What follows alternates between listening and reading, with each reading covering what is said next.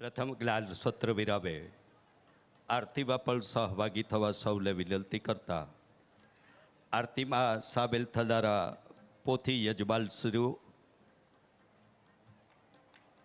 ગ્રામજનો અને ટ્રસ્ટીગણને વિનંતી કરું કે કુલ 11 લોકો, પોથી યજમાન પૈકી 5 ગ્રામજનો અને ટ્રસ્ટીગણ પૂજ્ય દાદાના હસ્તે પ્રથમ પોતાનો સત્કાર સ્વીકારશે અને એ સફળ થયે એ જ બધા ભક્તો અગ્રણીઓ પ્રથમ દિવસના જ્ઞાન સત્ર વિરામની આરતીમાં સહભાગી થશે તેવી વિનંતી કરતા આવતીકાલનું દ્વિતીય દિવસનું આપ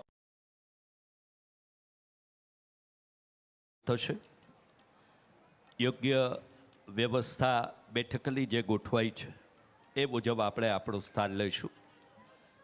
આપણે જ્યાં બેઠા છીએ ત્યાં પણ રાસ રમી શકે એટલે બધા જ લોકો આગળ આવવાનો આગ્રહ પણ લઈ રાખતા એવી પણ આયોજકો વતી આપ સૌને મને વિનંતી કરવાનું જણાવતા એ પણ આપના ધ્યાને મૂકું છું.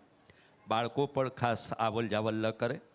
કથાસત્ર પ્રારંભ થયા પછી બિનજરૂરી આવલ જાવલ નિવારાય અને મહેરબાની કરી બૂટ ચપ્પલને તો બારોબાર જ વિરામ આપવા અથવા આપણી પ્લાસ્ટિક બેગમાં સાથે રાખવા.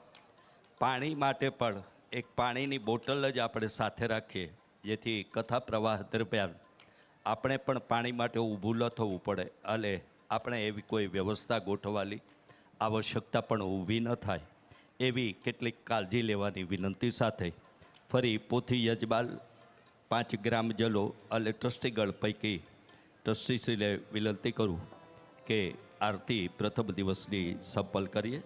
સૌને જય ધરણીધર, જય શ્રી કૃષ્ણ.